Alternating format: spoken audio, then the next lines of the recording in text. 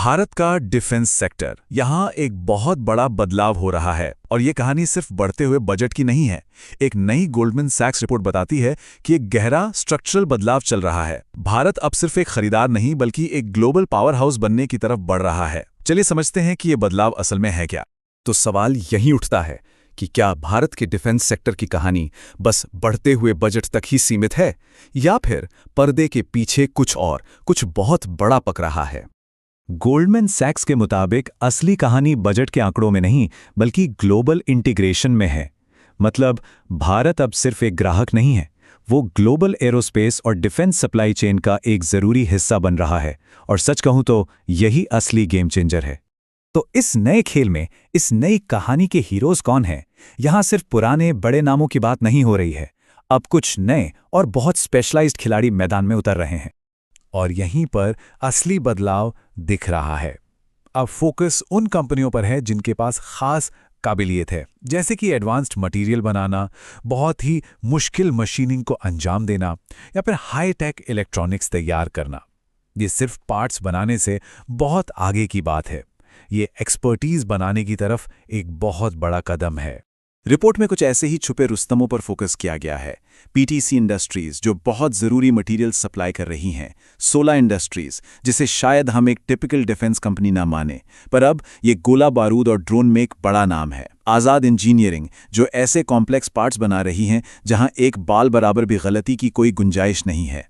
और data patterns जो radar electronics जैसे एक खास सेगमेंट में अपनी पकड़ मजबूत कर रहा है। असल में यही कंपनियां इस नए डिफेंस इकोसिस्टम की नींव रख रही हैं। अच्छा, तो इस पूरे बदलाव को ताकत कहां से मिल रही है? इसके पीछे क्या है? इसके पीछे हैं 3 बड़े ग्रोथ इंजन जो इस पूरी कहानी को आगे बढ़ा रहे हैं। पहला तो जाहिर है घरेलू बजट में बढ़ोतरी, यानी सरकार की तरफ से सॉलिड सपोर्ट। लेकिन कहानी सिर्फ यहीं तक नहीं है। यूरोपियन यूनियन और अमेरिका के साथ जो ट्रेड डील्स पर बात चल रही है वो भारतीय कंपनियों के लिए दुनिया के दरवाजे खोल सकती हैं। तो एक तरफ घरेलू मांग एक मजबूत जमीन तैयार करती है और दूसरी तरफ ये ग्लोबल सौदे उड़ान के लिए पंख दे रहे हैं। 18%। जी हां, डिफेंस खरीद के कैपिटल बजट में साल दर साल 18% की जबरदस्त बढ़ोतरी। ये कोई छोटा मोटा आंकड़ा नहीं है। ये पैसा सीधे सीधे घरेलू ऑर्डर्स में जाता है जो पूरी इंडस्ट्री को एक ठोस आधार देता है। और ये डिमांड सिर्फ भारत में नहीं है। जैसा कि गोल्डमैन सैक्स के एक एक्सपर्ट ने बताया, ग्लोबल कमर्शियल एरोस्पेस में डिमांड बहुत मजबूत है। इतनी कि इंजन बनाने वालों के पास 2035 तक के ऑर्डर पहले से ही हैं। ये एक बहुत बड़ा संकेत है कि इस सेक्टर में लंबी अवधि की स्थिरता है। लेकिन जैसा मैंने कहा, यह कहानी सिर्फ ज्यादा सामान बनाने की नहीं है, ये बेहतर सामान बनाने की है। भारतीय कंपनियां अब सिर्फ पार्ट्स असेंबल नहीं कर रही हैं, वो वैल्यू चेन में ऊपर जा रही हैं। चलिए समझते हैं कि ये ब्लूप्रिंट से डिजाइन तक का सफर असल में है क्या। सीधे शब्दों में कहें तो भारतीय कंपनियों के लिए मौके और कमाई का दायरा बहुत बड़ा हो रहा है। एक तरफ मेक इन इंडिया या स्वदेशीकरण से घरेलू बाजार बढ़ रहा है और दूसरी तरफ दुनिया भर में एक्सपोर्ट करने की क्षमता भी तेजी से बढ़ रही है।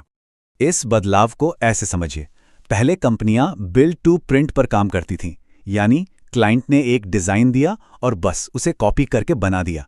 इसमें इनोवेशन कम था तो वैल्यू भी कम थी। लेकिन अब भविष्य है बिल्ड टू स्पेसिफिकेशन का। मतलब अब कंपनियां क्लाइंट की जरूरत समझकर उसके लिए खुद सॉल्यूशन डिजाइन कर रही हैं। जाहिर है इसमें ज्यादा स्किल, ज्यादा दिमाग और इसलिए कहीं ज्यादा वैल्यू है। लेकिन जैसा हर बड़ी कहानी में होता है, क्या यह सफर एकदम आसान है? नहीं। हर बड़ी ग्रोथ स्टोरी में कुछ ना कुछ रिस्क, कुछ चुनौतियां जरूर होती हैं, तो एक नज़र उन पर भी डालना जरूरी है। रिपोर्ट कुछ संभावित मुश्किलों की तरफ भी इशारा करती है, जैसे क्या होगा अगर सरकार का फोकस डिफेंस से हटकर कहीं और चला जाए, या फिर नए प्रोडक्ट्स को बनाने में उम्मीद से ज्यादा देर हो जाए। और एक बड़ा सवाल ये भी है कि क्या ग्लोबल कंपनियां भारत के बजाय किसी और देश से अपना सामान खरीदना शुरू कर सकती हैं? ये वो सवाल हैं जिन पर नजर बनाए रखनी होगी। तो कुल मिलाकर बॉटम लाइन ये है, भारत का डिफेंस उद्योग अब सिर्फ अपने घरेलू बजट के सहारे नहीं चल रहा। ये तेजी से ग्लोबल सप्लाई चेन का एक बहुत जरूरी और अभिन्न अंग बन रहा है। भारतीय कंपनियां अब सिर्फ ऑर्डर पे काम नहीं कर रहीं, बल्कि दुनिया की डिफेंस चुनौतियों का समाधान डिजाइन करने में पार्टनर बन रही हैं। और ये सब हमें एक बहुत बड़े और दिलचस्प सवाल पर लाकर छोड़ देता है। जैसे जैसे भारत का डिफेंस सेक्टर ग्लोबल मंच पर अपनी धाक जमा रहा है, इसकी अगली बड़ी छलांग क्या होगी? अगला बड़ा माइलस्टोन क्या होगा? क्या हम भारत को अगली पीढ़ी के फाइटर जेट्स या स्पेस टेक्नोलॉजी को डिजाइन करते हुए देखेंगे? भविष्य की संभावनाएं बहुत बड़ी हैं और यकीन मानिए, पूरी दुनिया की नजरें इस पर टिकी हैं।